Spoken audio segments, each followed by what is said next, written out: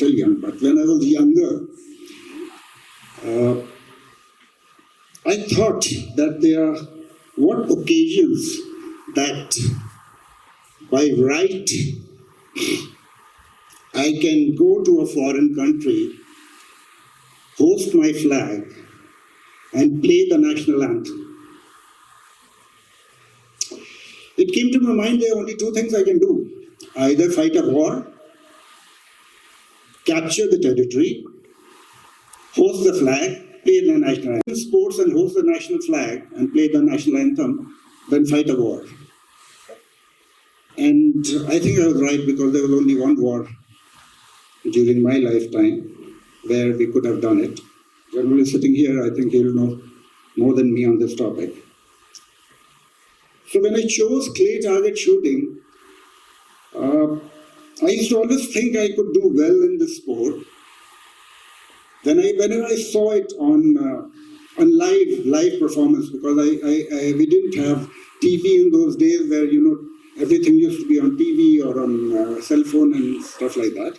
So when I saw the clay target shooting the first time, I thought it was a beautiful sport and I could do well in it. Didn't have the opportunity. Had to fight the system. Nobody wanted to believe me. Difficult. No systems in place. And that also in a sport where, if you all know about clay target shooting, you need the reflexes of a Formula 1 driver. You need the endurance of a boxer because you've got that 10 kg, somebody with a 10 kg of hammer hitting you on the shoulder 200, 300 times a day, bang, bang, bang, because you have to absorb that recoil. I happen to be a member of a small team which won the first gold for India in shooting. First gold for India in shooting. And that happened in a place called Chengdu, China. India, as you will know from the records, did not send a team outside the country from 1982 to 1993. The reason was that we had exhausted all our resources after the Asian Games, and there were no facilities available to build a bench strength of a sports person who could represent the country. There was no planning. There was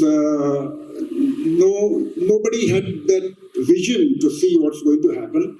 It was just over after the Asian Games. So when we were sent to China for the Asian Championship. We had a young team of the youngest were teenagers with us, and 3-member team. We had to pass through Hong Kong. Our manager, who was going for the first time as a manager with the team, because when you are representing the India, you can have a diplomatic passport. So it ran and somehow got a diplomatic passport, which used to be a white passport. There were some mistakes in that passport because it was only issued a few days before we had left. He got held up in Hong Kong while we were transiting. All our ammunition, which was supposed to be carried to China for shooting, was seized by the Hong Kong authorities and kept in Hong Kong. We couldn't stay back. We had to go for the competition. So we landed in China with the guns and no ammunition. What do we do with it? We can't do anything. We can't do one round of practice. So we requested other teams. Nobody had extra ammunition to give us. So we had to rely on these Chinese cartridges called Jai Ling. The first fire, I remember, the first fire I did and my teammate did with Jai Ling was like, it was a 20 kg hammer, not a 10 kg hammer. It was like boom. And he said, what are you going to do? He said, and everything which was happening, the ammunition was not there, the manager was not there. We said, no, we have to go for it, we have to do whatever we can do the best. We were leading the first day. And by the way, the trap competition is for over 2 days. You have to shoot first day and then carry forward to the next day also. 75 targets the first day and 50 the next day.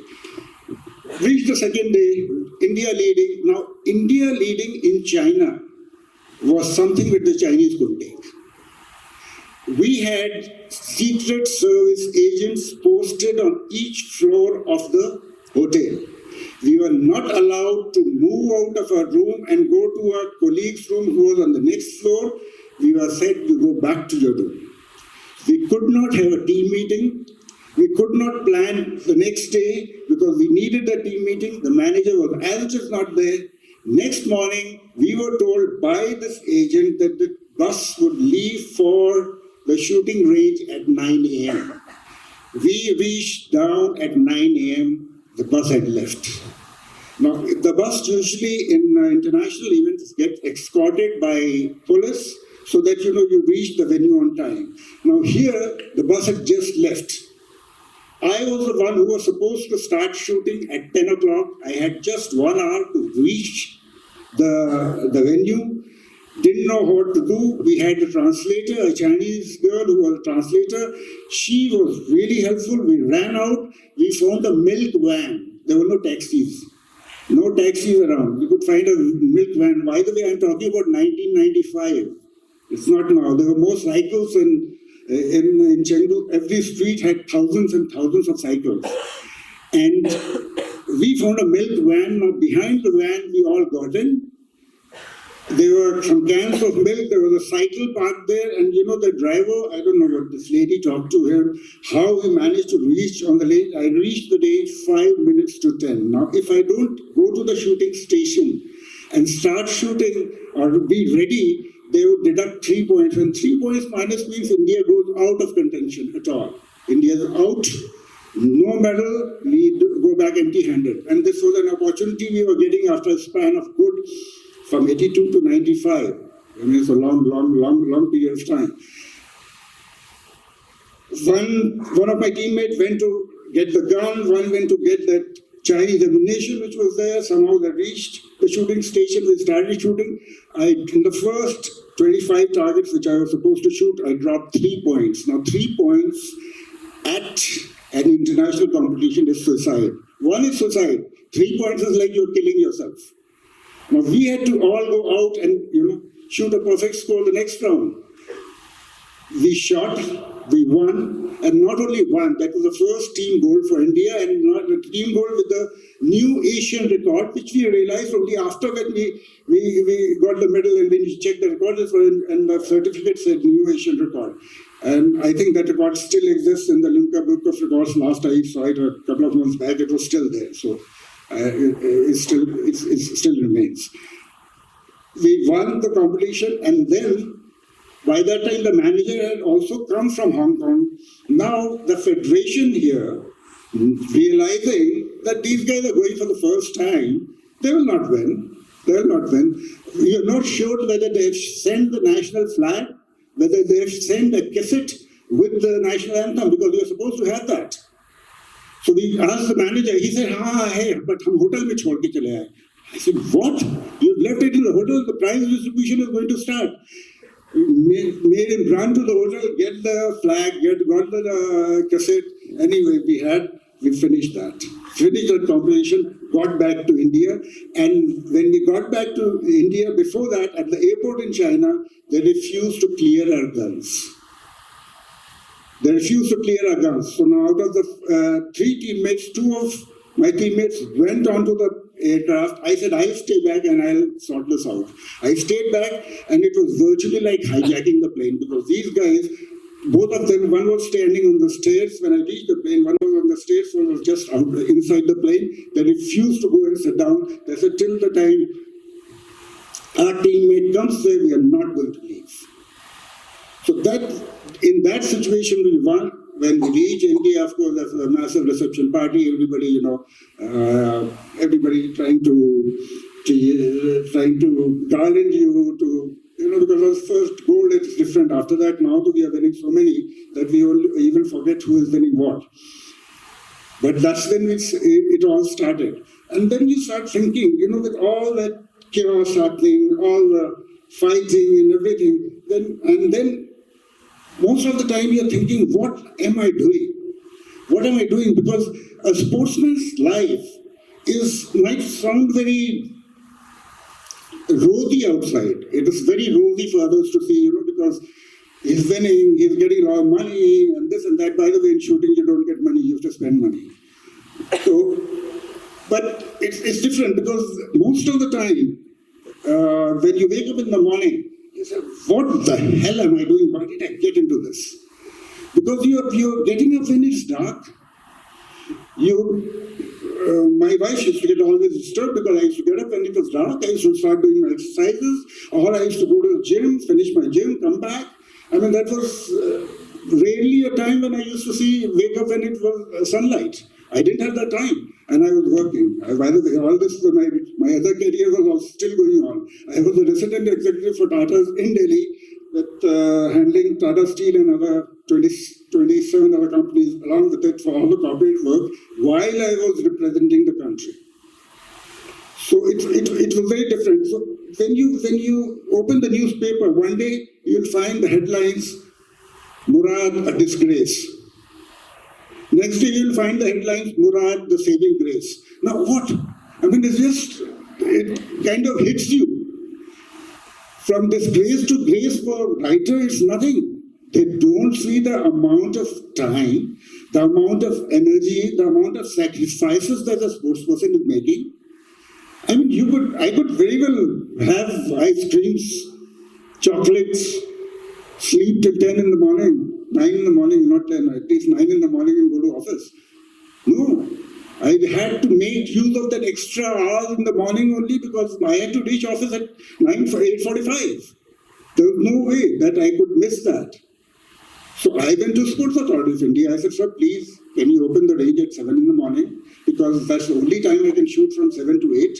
I've got a 45 minutes drive. In those days, it used to take 45 minutes from the shooting range to Connaught Place where my office was. I said, it'll take me 45 minutes to reach there. And can you open it at 7? No, our rule says that you can open it only at 10. I said, your rule says open at 10. I'm not asking only for me. I'm representing the country. It's for India. No, we cannot open. After months of fighting, they finally started opening the range for me thrice a week at 7 in the morning.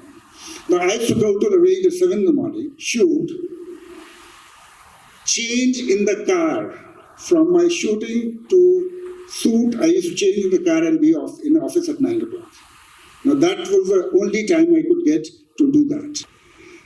We are talking about pressures in corporate life. Now, all of you will head for corporate life. Now, I was comparing pressures in sports and in corporate life. 10% versus 90%. Corporate life, the pressure is 10%. Even when you are loaded with work, it's 10%. Sports, it's 90%.